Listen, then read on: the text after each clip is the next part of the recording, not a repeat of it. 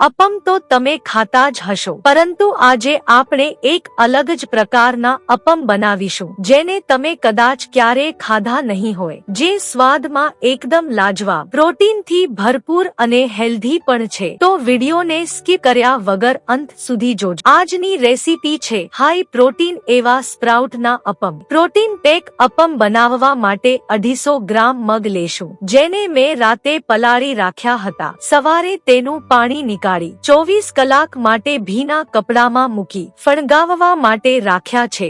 જુઓ, ફણગાવેલા મગના મોટા કોટા ફૂટેલા છે, જે શરીર માટે ખૂબ જ હેલ્ધી છે. હવે આ ફણગાવેલા મગને મિક્સર જારમાં નાખીને પીસી લેશું. યાદ રાખજો, પીસતી વખતે પાણી જરા પણ ઉમેરવાનું નથી. તો મગનું ખીરું તૈયાર થઈ ગયું છે, એ પણ 1 ચમચી પાણી નાખ્યા વગર. હવે આ બેટરને બાઉલમાં નીકાળી લેશું. હવે તેમાં ઉમેરીશું 1 બાઉલ ઝીણી સમારેલી ડુંગળી, 1 ચમચી ઝીણા બારીક સમારેલા લીલા મરચાં, સ્વાદ મુજબ મીઠું, 1 ચમચી ગરમ મસાલો, અડધી ચમચી લાલ મરચું નાખી બધી સામગ્રીને હાથથી સરખી રીતે મિક્સ કરી લેશું. તમે બેટરને ટેસ્ટ કરી લેજો. જો કોઈ મસાલાની જરૂર લાગે તો તેમાં ઉમેરી શકો છો. તો અપમ માટેનું ખીરું બેટર એકદમ તૈયાર છે. હવે અપમ ટ્રેમાં થોડું તેલ લગાવી તેમાં બેટરને નાખતા જશું.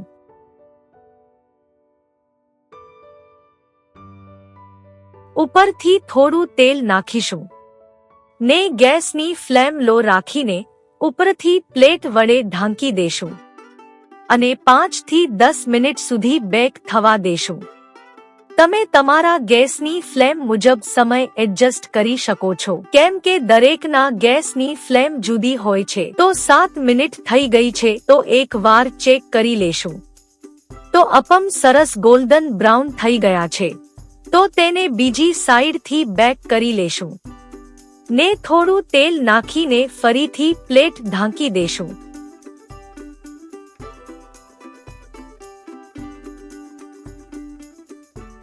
જુઓ, બીજી સાઈડ પણ સરસ રીતે બેક થઈ ગયા છે.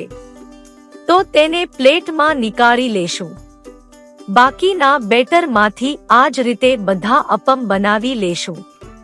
તો તૈયાર છે ગરમા ગરમ ફણગાવેલા મગના અપમ, જેને તમે સવારના નાસ્તામાં કે સાંજની ચા સાથે, શિંગદાણા, લીલા મરચાની ચટણી કે સોસ સાથે સર્વ કરી શકો છો. એકદમ હેલ્ધી, પ્રોટીનથી ભરપૂર અને સ્વાદમાં ટેસ્ટી એવા આ અપમની રેસીપી જરૂરથી ટ્રાય કરી જોજો. ખરેખર તમને ખૂબ જ પસંદ આવશે. તો મિત્રો, આજની આ રેસીપી કેવી લાગી કોમેન્ટમાં જરૂરથી જણાવજો. સાથે સાથે વિડીયોને લાઈક કરી ફ્રેન્ડ્સ સાથે શેર કરજો. ફરી મળીશું એવી જ નવી મજાની અને સ્વાદિષ્ટ રેસીપી સાથે. જેસ્ટી રેસિપીસમાં ધન્યવાદ.